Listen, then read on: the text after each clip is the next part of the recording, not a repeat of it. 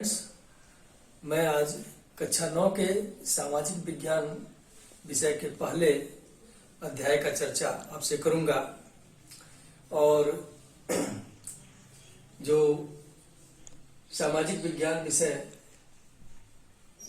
का जो पहला अध्याय है कक्षा 9 का, वह है फ्रांसीसी क्रांति, जिसे फ्रेंच रिवॉल्यूशन भी अंग्रेजी में कहा जाता है। आज हम जानेंगे कि ये फ्रांसीसी क्रांति किन कारणों से हुई थी, उसमें फ्रांस में कौन से लोग शासन कर रहे थे, इस फ्रांसीसी क्रांति के क्या लाभ और हानि हुए, और इस फ्रांसीसी क्रांति की क्या अच्छाई थी। तो सबसे पहले हम जानेंगे कि फ्रांसीसी क्रांति क्या थी। फ्रांसीसी क्रांति जिस तरह से अन्य देशों में क्रांतियां हुई हैं, उसी तरह से फ्रांस में भी एक क्रांति हुई लुई शासकों के विरुद्ध। क्योंकि अब तक संसार में 4 जो क्रांतियां हुई हैं वह किसी न किसी शासन के विरुद्ध हुई हैं, और ये क्रांतियां तब होती हैं जब जनता का राजा के प्रशासन के ऊपर से विश्वास उठ जाता है। उस समय ये क्रांति रूप ले लेती है। अब तक जो 4 क्रांतियां हुई हैं उसमें फ्रांस की क्रांति है जो 1789 में हुई। 1688 में इंग्लैंड की क्रांति हुई जो भी वहां के राजाशाही के खिलाफ हुआ। 1917 में रूस की क्रांति हुई, जार शासकों के विरुद्ध हुई। और इसके अतिरिक्त अमेरिका का भी स्वतंत्रता संग्राम 1776 में लड़ा गया। तो ये 4 जो जन क्रांतियां हुई हैं उसी में से एक फ्रांसीसी क्रांति भी थी। यह 10 वर्षों की एक घटनाक्रम थी जो 1789 से लेकर के 1799 ईस्वी के बीच फ्रांस में चली थी। इसमें कई तरह के राजनीतिक एवं सामाजिक बदलाव आए, जिनके कारण न केवल फ्रांस में बल्कि विश्व के इतिहास पर भी इसका बड़ा व्यापक प्रभाव पड़ा। खासकर इसने 19वीं और 20वीं सदी के इतिहास पर व्यापक प्रभाव छोड़ा। और इसमें जो आदर्श उभर कर सामने आए, यह आज भी हमारी 21वीं सदी की दुनिया को प्रभावित कर रहे हैं। मतलब आज भी हम उस क्रांति से कुछ न कुछ प्रेरणा लेते हैं, और जो भी आदर्श उस क्रांति के बाद देखने को मिले, उस आदर्शों का अनुसरण आज भी हम करते हैं। इस क्रांति ने फ्रांस के अंदर से राजशाही का अंत करके वहां गणतंत्र की स्थापना कर दी। लेकिन जब यह गणतंत्र असफल हो गया तो वहां पर नेपोलियन की तानाशाही शुरू हुई। मतलब जो फ्रांस देश है वह राजाओं के द्वारा भी प्रभावित हुआ और नेपोलियन बोनापार्ट के द्वारा भी प्रभावित हुआ। तो हम चर्चा करेंगे कि आखिर क्या वजह था, क्या कारण था कि फ्रांस के लोगों ने फ्रांस के लुई शासकों के विरुद्ध क्रांति छेड़ दिया। सबसे पहले हम देखेंगे इसमें जो है कुल 4 कारण हैं। राजनीतिक कारण मतलब पॉलिटिकल काज, सामाजिक कारण मतलब सोशल काज, आर्थिक कारण मतलब इकोनॉमिक काज, और बौद्धिक कारण मतलब इंटेलेक्चुअल काज। मतलब ये 4 कारण रहे। तो सबसे पहले हम आते हैं राजनीतिक कारण पर। राजनीतिक कारण मतलब फ्रांस के अंदर जो राजनीति करने का काम था वह बुर्बो वंश के निरंकुश शासक कर रहे थे, जो पूर्णतया डेस्पोट थे, निरंकुश थे, तानाशाह थे। तो हम अवलोकन करेंगे राजनीतिक कारण में 3 ऐसे शासकों का जिन्होंने फ्रांस की फ्रांस की व्यवस्था को बहुत ज्यादा प्रभावित किया था। इसमें सबसे पहले हम लुई 14 के बारे में बात करेंगे। लुई 14 ये 1643 से लेकर के 1715 तक फ्रांस में ये शासन किए थे और ये पूर्णतया निरंकुश शासक थे। आपको समझना होगा कि ये जो लुई नाम इनका जो है जो दिया गया है, लुई फर्स्ट, लुई सेकंड, ये लुई 14, लुई 15 और लुई 16। तो फ्रांस में राजाओं को लुई कहा जाता था और इनका जो वंश था वह बुर्बो वंश था। ये बुर्बो वंश के शासक थे। जिस तरह से हमारे देश में बहुत सारे डायनेस्टी ने, बहुत सारे राजवंशों ने शासन किया है, जैसे तुगलक वंश या खिलजी वंश या अन्य जो भी वंश रहे हैं, उसी तरह से ये बुर्बो वंश था और इस बुर्बो वंश के शासक थे लुई शासक कहे जाते थे। तो पहला ये जो सबसे पहले जो है 1643 1715 के बीच में ये जो लुई शासक आया है, इसकी विशेषता क्या थी? पूर्णतया निरंकुश शासक था और यह लगभग 70 वर्षों तक शासन किया, बहुत लंबे समय तक। इसने फ्रांस को कई युद्धों में विजय दिलाई थी। इसने सत्ता का केंद्रीकरण कर दिया। जब इसे युद्ध दर युद्ध विजय मिलता जा रहा था तो इसने सत्ता को सेंट्रलाइज करने का काम किया, मतलब सत्ता का इसने केंद्रीकरण कर दिया। और केंद्रीकरण का मतलब सारा शक्ति अपने हाथ में उसने ले लिया। और ऐसा उसने क्यों किया? ऐसा उसने इसलिए किया क्योंकि यह सामंतों की शक्तियों को कम करना चाहता था।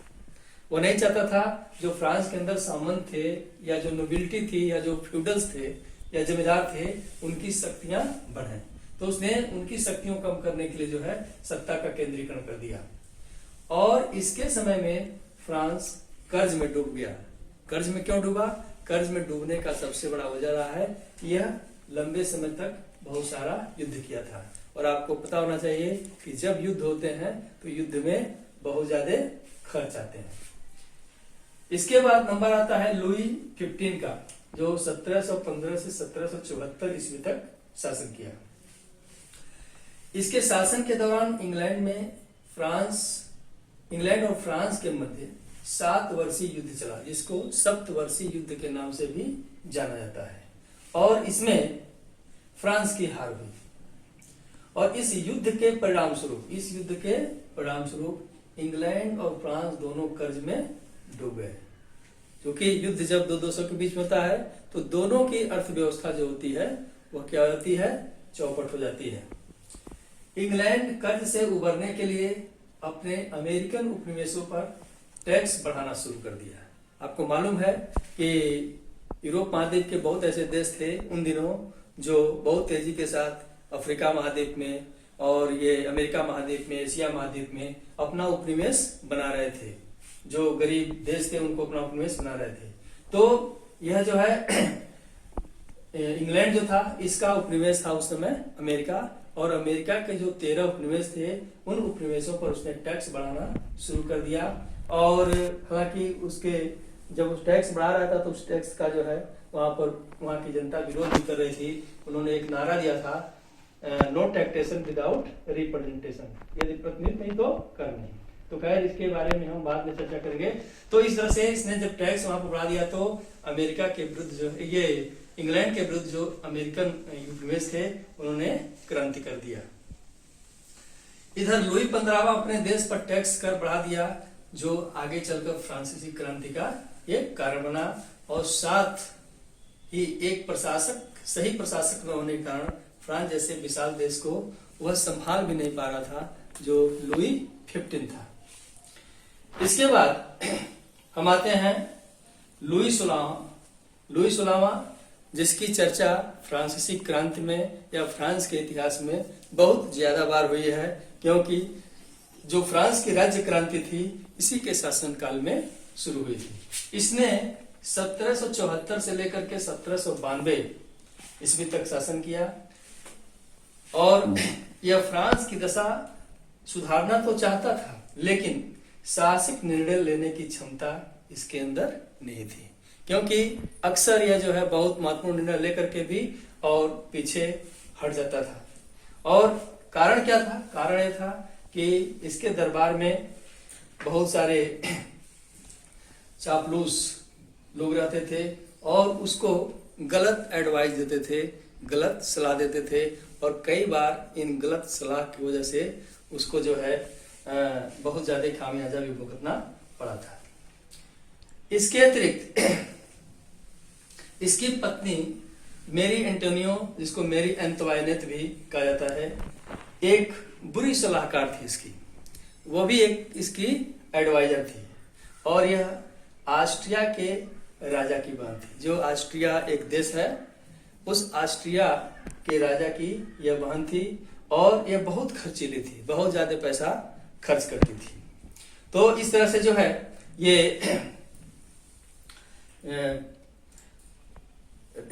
इस तरह से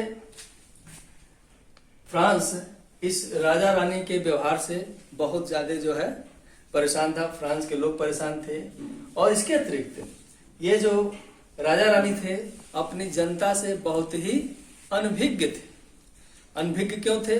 क्योंकि यह जो है पेरिस से दूर वर्साय नामक स्थान पर रहते थे, जहां पर पैलेस ऑफ वर्साइल था। क्योंकि लुई शासकों का मानना था कि हमें जो है पेरिस से दूर रहना चाहिए, क्योंकि यहाँ पर बहुत ज्यादा शोर शराबा होता है और इस वजह से उन्होंने जो है अपना रहने का जो व्यवस्था था वह वर्साइल में ले गए थे। और इसी वजह से यह फ्रांस की जनता से बिल्कुल कटे रहते थे। इनसे जो है फ्रांस के लोगों से बात नहीं हो पाती थी और फ्रांस का जो समाज था या फ्रांस के जो लोग थे उनके समस्याओं के बारे में ज्यादा इनको जानकारी नहीं होती थी। और ऐसा भी कहा जाता है कि एक बार ये लुई 16वां और उसकी पत्नी मेरियन थे, पेरिस की गलियों में घूम रहे थे, तो फ्रांस की जो भूखी नंगी जनता थी यह इनके पीछे दौड़ गई और इनसे ये क्या कहते हैं रोटी रोटी की मांग करने लगी। मतलब वह चिल्लाने लगी, मुझे रोटी चाहिए, मुझे रोटी चाहिए। तो ये लुई 16वां की जो पत्नी थी मेरी एंतोइनेट, उसने जवाब दिया कि अगर आपको रोटी नहीं मिलता है, ब्रेड नहीं मिलता है, तो केक क्यों नहीं खा लेते हैं। मतलब वह बिल्कुल इग्नोर थे अपने उनके देश के जो भी लोग थे उनसे बिल्कुल यह इग्नोर थे। और इग्नोर रहने का वजह था कि ये हमेशा जो है वर्साय में रहते थे और पेरिस बहुत कम आते थे। तो इस तरह से जो है यह एक लुई 16वां का जो शासन था 1774 से 1792 तक जो है चला और इस तरह से यह भी एक तरह से कमजोर रहा। और इसी के समय में जो है ये फ्रांस की राज्य क्रांति हुई थी। तो यह था राजनीतिक कारण। इसके बाद हम आते हैं सामाजिक कारण पर। सामाजिक कारण क्या था और समाज की क्या संरचना थी, समाज किस प्रकार बटा हुआ था। इसमें फ्रांसीसी समाज का जो विभाजन था, डिवीजन ऑफ फ्रेंच सोसाइटी, इसमें 3 स्टेट थे। प्रथम स्टेट, द्वितीय स्टेट और तृतीय स्टेट। प्रथम स्टेट में चर्च के पुरोहित आते थे, जिसमें बिशप होते थे, फादर होते थे, यानी जो पादरी वर्ग होता था वह जो है प्रथम स्टेट में आता था। और फ्रांस के अंदर इनकी कुल आबादी लगभग 1 लाख थी और ये जो है 10% जो जमीन थी फ्रांस की, उस 10% जमीन पर इनका अधिकार था। दूसरे वर्ग में आते थे सामंत और जमींदार। ये सामंत राजा से नीचे होते थे, तो सामंत और जमींदार इनकी जो संख्या थी ये लगभग 4 लाख की थी। और जो फ्रांस की कुल जमीन थी उस पर 25% जो जमीन थी उसके ऊपर इन सामंतों का और जमींदारों का अधिकार था। तृतीय स्टेट में किसान आते थे जो गांव में रहते थे, मजदूर थे जो कारखानों में काम करते थे। इसके अतिरिक्त तरह तरह के कलाकार थे जो तरह तरह के काम करते थे, क्योंकि उस समय जो है इंडस्ट्रियलाइजेशन हो रहा था, औद्योगिकरण हो रहा था। उसमें बहुत सारे वर्कर जो है तरह तरह के वर्कर थे जो काम कर रहे थे कल कारखानों में। इसके अतिरिक्त वकील आते थे और राज दरबार में काम करने वाले बहुत सारे अधिकारी आते थे जो तृतीय स्टेट में आते थे। इनकी कुल जनसंख्या 2.7 करोड़ थी। लगभग 95% इनकी क्या कहते हैं आबादी थी। लेकिन सबसे बड़ी चीज, इनके पास कोई जमीन नहीं था।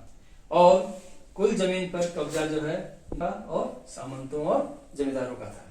सबसे मजे की बात यह है कि ये जो प्रथम स्टेट और द्वितीय स्टेट है, ये जो चर्च के पुरोहित थे और सामंत थे, इनके ऊपर किसी तरह का कोई कर नहीं लगाया जाता था, कोई कर वह नहीं देते थे। और इनकी जो लाइफ स्टाइल थी वो बहुत ही विलासितापूर्ण थी, बहुत ही विलासितापूर्ण जीवन ये जो है जीते थे। और तीसरा चीज, जो थर्ड स्टेट था, ये जो तृतीय स्टेट, जो किसान थे, मजदूर थे, कलाकार थे, इनको हर तरह का टैक्स देना पड़ता था। इनके ऊपर चर्च भी टैक्स लगाता था और इनके ऊपर राजा भी टैक्स लगाता था।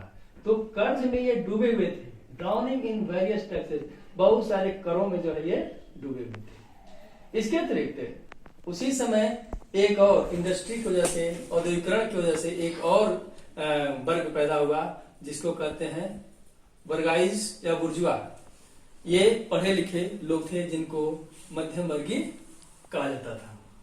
इसके बाद अर्बन वर्कर्स, जो अर्बन वर्कर्स थे, जो काम करने वाले लोग थे, मजदूर थे या किसान थे, उनका जो कंडीशन था वो बहुत ही खराब था। और उस समय स्वास्थ्य के बारे में या चिकित्सा के बारे में या किसी अफेयर के बारे में, कल्याण के बारे में नहीं सोचा जाता था।